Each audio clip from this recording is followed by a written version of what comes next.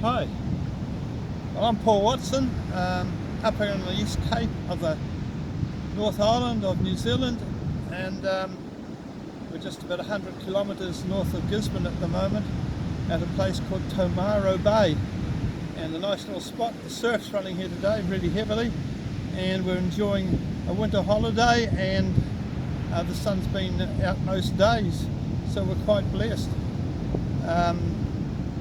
This route is quite wild. The roads are windy, and we are slowly coming back down towards the more mid-central part of the North Island. But a thought that's been on my mind is a story about Jesus. He was invited with his disciples to a wedding, and when they arrived at the wedding, his mother said to him, "The wine has run out. There's no more wine." And she insisted that Jesus do something about it. Now, probably at a wedding, there's nothing more embarrassing for the host of the wedding to run out of wine. And I think in those places, the weddings went on for quite a few days, like 2 or 3 days.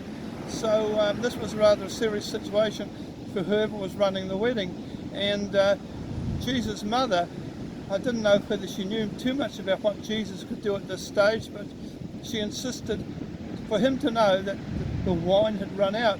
And so Jesus said to the people that were running the wedding, fill up these great big water pots with water, and the water pots were around about 100 litres each, so there were 6 of them.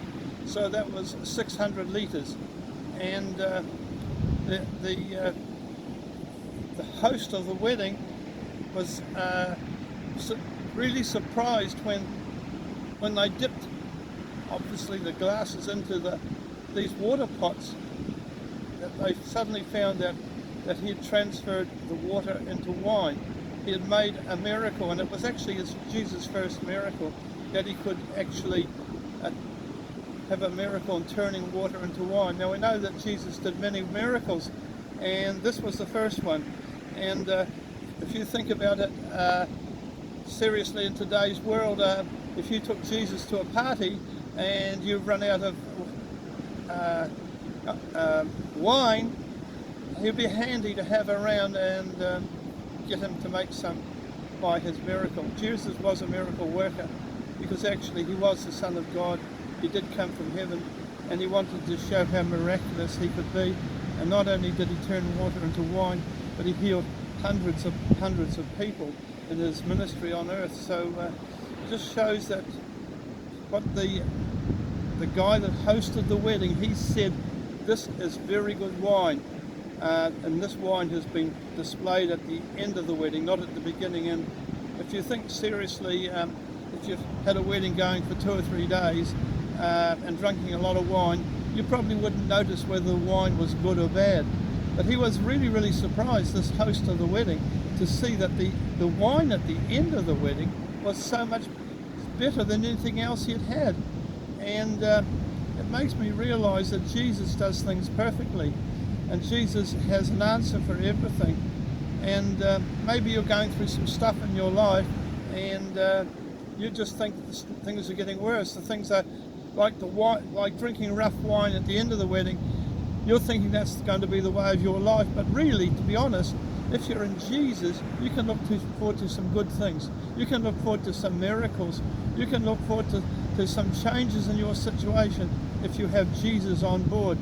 And I think this wedding in Cana of Galilee was really blessed to have Jesus there at that moment, that very moment of crisis.